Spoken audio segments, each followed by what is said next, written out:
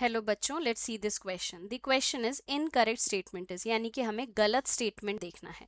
चलिए देखते हैं। ए ऑप्शंस हैं आपके। ए, a 250 kg cow produces 200 gram of protein per day. Okay. In same period, 250 gram of microorganism like Methylophilus methylotrophus can be expected to produce 25 tons of proteins. तो ये आपका true statement है। देखिए क्या है, 250 kg जो काउ प्रोड्यूस करी वो 200 ग्राम ऑफ प्रोटीन प्रोड्यूस कर रही है पर डे।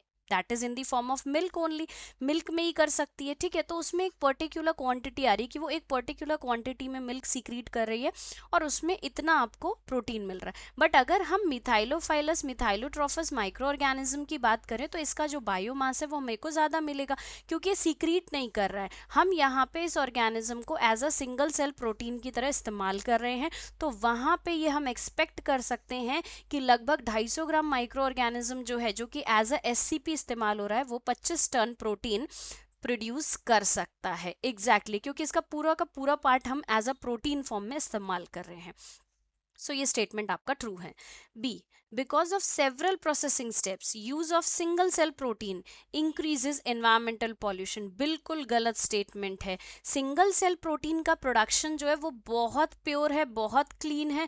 इसमें कहीं से कहीं तक कोई एनवायरमेंट को लॉस नहीं हो रहा है, कोई एनवायरमेंटल पॉल्यूशन नहीं हो रहा है। क्योंकि देखिए हम इस्तेमाल कर रहे हैं फंजाई को as a single cell protein. Fungi में जैसे हम बात करें मशरूम्स हो गए आपके, so that is a single cell protein. हम एल्गे में इस्तेमाल करते हैं आपके स्पायरोलिना मैक्सिमा एंड प्लेटेंसिस, जिसको हम as a single cell protein इस्तेमाल कर रहे हैं। कुछ बैक्टीरिया है जैसे यहाँ पे दिया हुआ है मिथाइलोफाइलस, इसको हम यूज करें।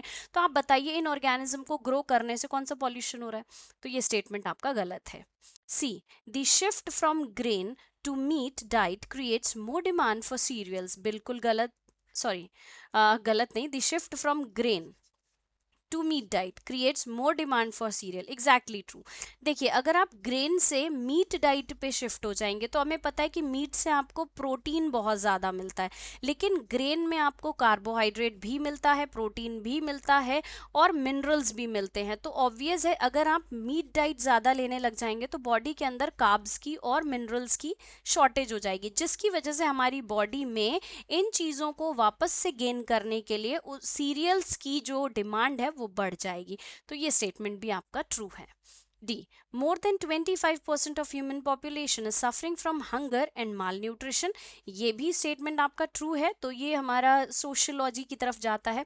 और आप अगर ये देखें तो जो ह्यूमन पॉपुलेशन एटलीस्ट 25%, इससे भी ज़्यादा पॉपुलेशन जो है वो एक्चुअली में अंडर पावर्टी है और जो कि सफ़र कर रही है regularly for the hunger and mall nutrition.